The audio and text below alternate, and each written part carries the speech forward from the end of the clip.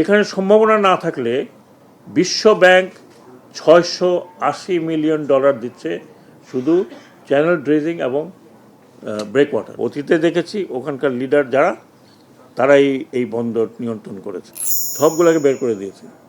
আপনারা দেখেছেন যে 20 বছর 25 বছর আপনি গাড়িগুলো পড়ে আছে, তার ভিতর দিয়ে গাছ উঠেছে, খেজুর গাছ। বলে কি বলে বলে যে কাস্টমার বলে যে এটা মামলা হচ্ছে, এই হচ্ছে সেই। আরে গাড়ির কিচ্ছু নাই, মামলা কি হবে এখন?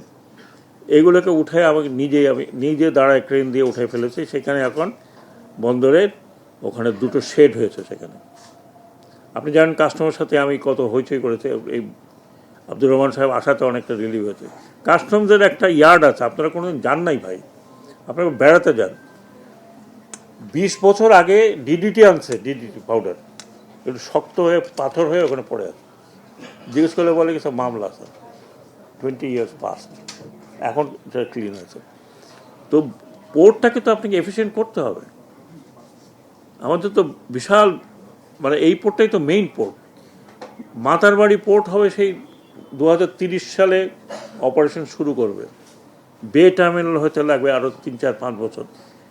এখানে সম্ভাবনা না থাকলে বিশ্ব ব্যাংক $680 মিলিয়ন দিচ্ছে শুধু চ্যানেল ড্রেজিং এবং ব্রেকওয়াটার। তো তারা এত ইনভেস্টমেন্ট, তার পাগল। বিশ্বব্যাংক তো আর আমাদের মতো না। কাজে এখানে যারা করছে নানাবিধ, তাদের পিছনে অনেক লোক আছে। এবং এটা আমি যেটা দেখলাম, আমি স্পেসিফিক্যালি বলতে পারবো না, বাট আমার অনেক সন্দেহ এখানে অনেক বাইরের লোকও ইনভলভড। এবং পলিটিক্যাল হেলথ হয়তো পার্টি, তারা হয়তো চোখ বন্ধ করে রেখেছে এটার ব্যাপারে। আমি জানি না ওনারা যারা ক্ষমতায় আসবেন তাদের পক্ষে এটা কতখানি সামাল দিতে পারবেন আমি জানি না কী হবে। আমরা